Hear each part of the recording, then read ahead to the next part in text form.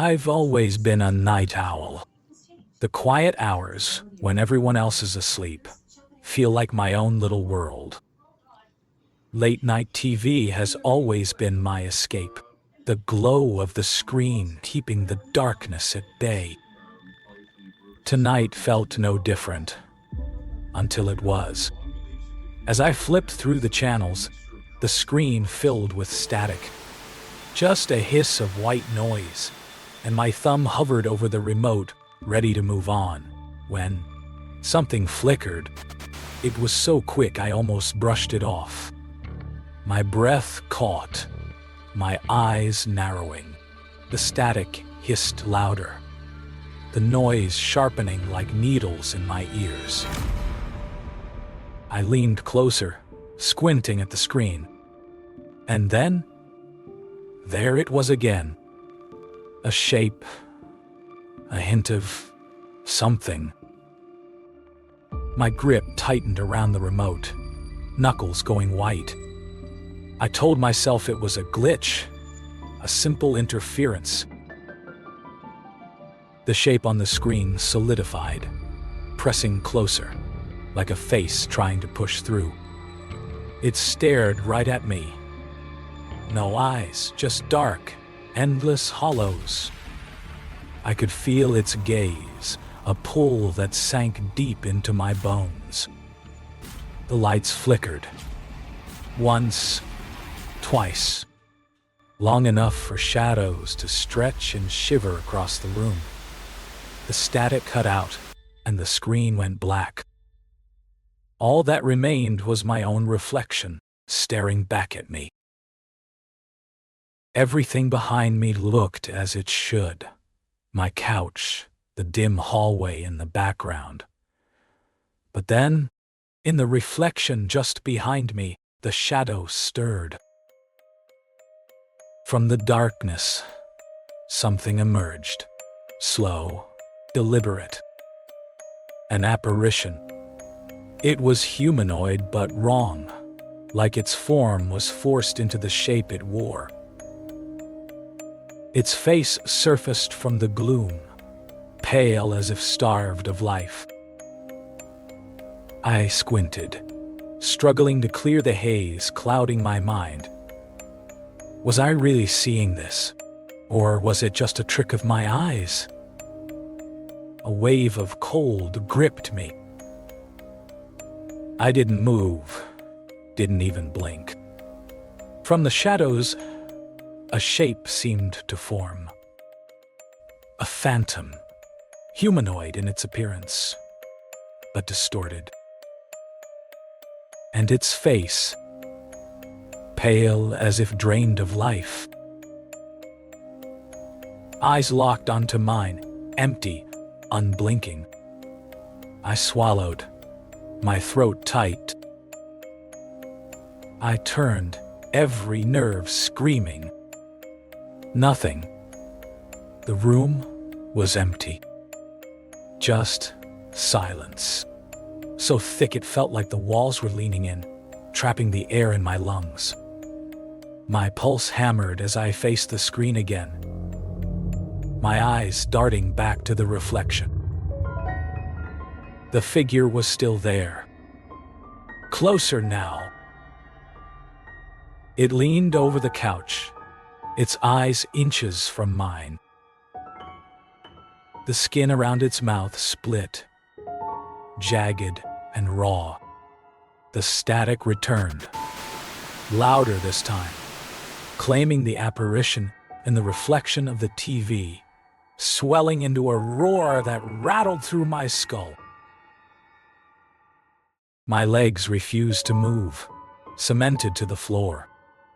The lights flickered once more, and everything warped. The walls, the furniture, bending like the world had slipped underwater.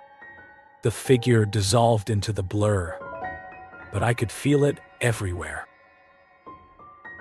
My fingers fumbled for the remote. I pressed it, hard. The screen went dark, the static cutting out. The silence was instant and absolute, like the whole house had gone dead. But in that split second before the screen faded completely, I saw it, reflected in the black surface. That grin, lingering in the darkness, in the reflection of my room, not just on the screen. Somewhere in my home, it's still there. I can feel it, hiding in the places I can't see, watching me when I turn my back. No matter how many times I tell myself it's all in my head, the sensation doesn't leave. And I know that one night it will rise from the shadows where it has patiently waited, ready to claim the darkness as its own.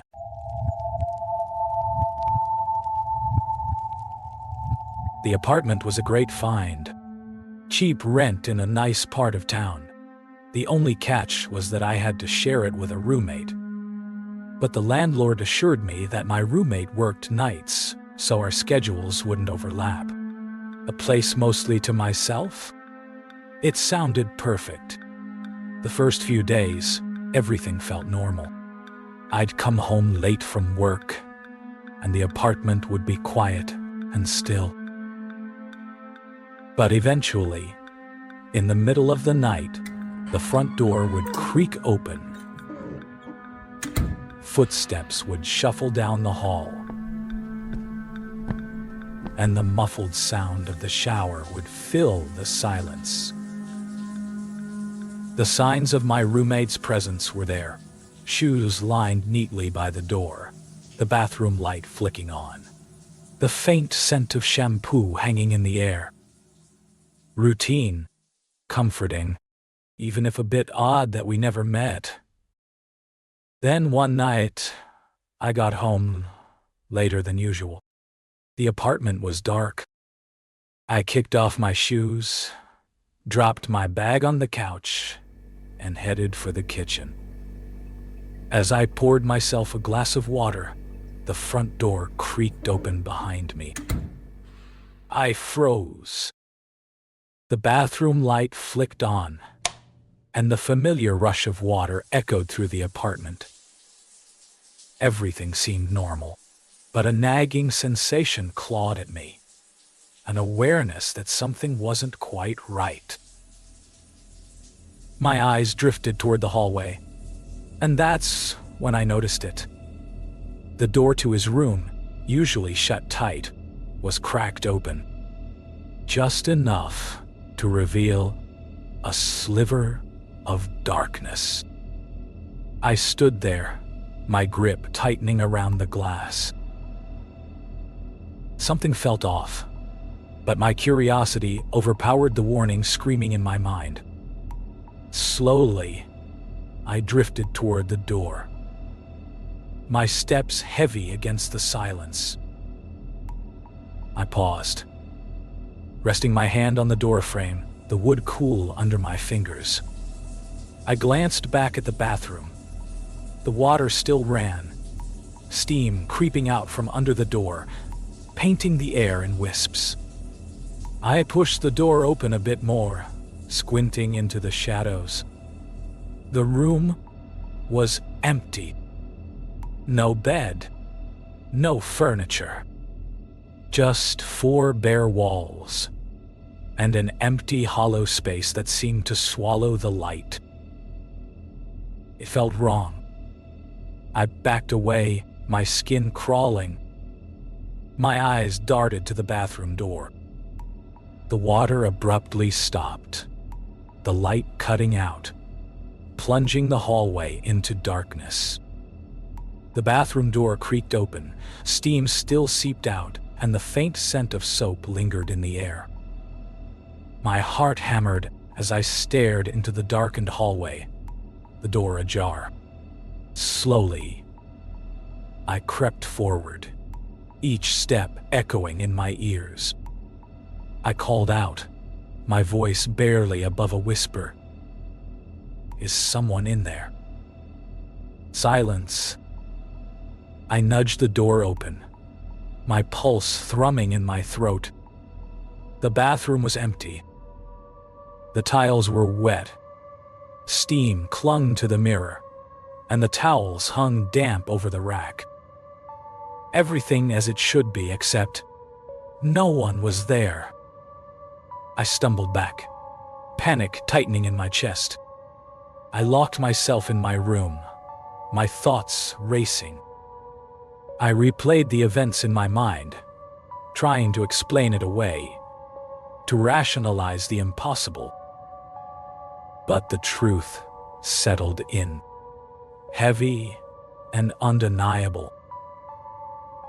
That night, the noises continued. Footsteps shuffled down the hall. Drawers opened and closed, just as they had every night.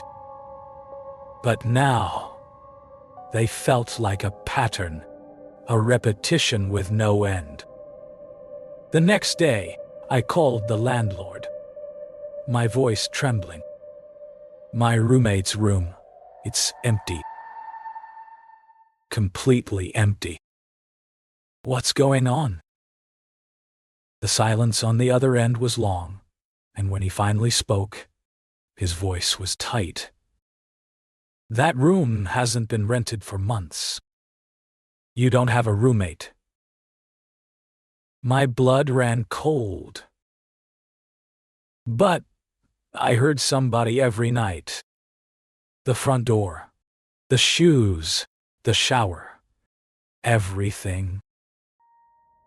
There was a hesitation, the kind that makes you feel like you're standing at the edge of something you shouldn't know. It's been empty for a while.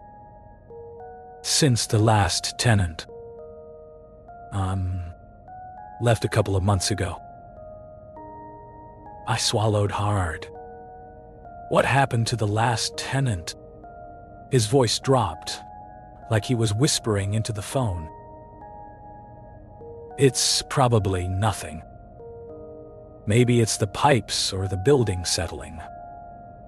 Before I could press further, the line went dead, and the silence left me with more questions than before. That night, I woke to the familiar sound, the shower turning on, the clock glowing 3 a.m. Like always. I lay there, my breath held tight, as the familiar footsteps moved down the hallway. But this time, they stopped right outside my door. I strained to listen, every nerve on edge.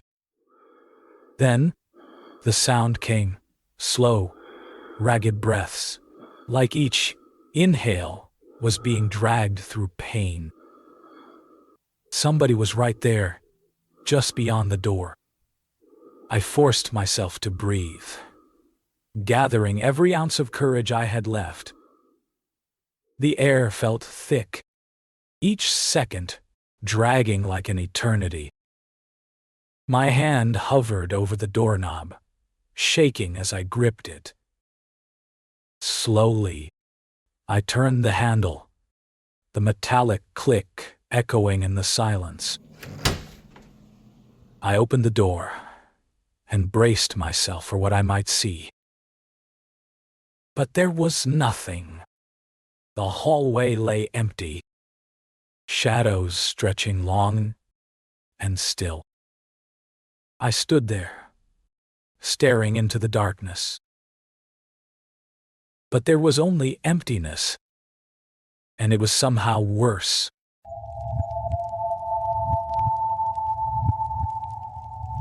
It began subtly, small things that felt off. A sense of the air growing heavy when I walked through the hallway. A cold weight that followed me from the parking lot up to my door. I told myself it was nothing, just my nerves playing tricks. But then, the feeling grew, a crawling sensation at the back of my neck, the prickling certainty that someone was watching. One night, After staying late at work to escape the oppressive sense of dread that now lingered even in my own home, I returned to find a note stuck to my apartment door. The paper fluttered, caught in the draft of the corridor. The handwriting was jagged, uneven, like it had been scratched into the page.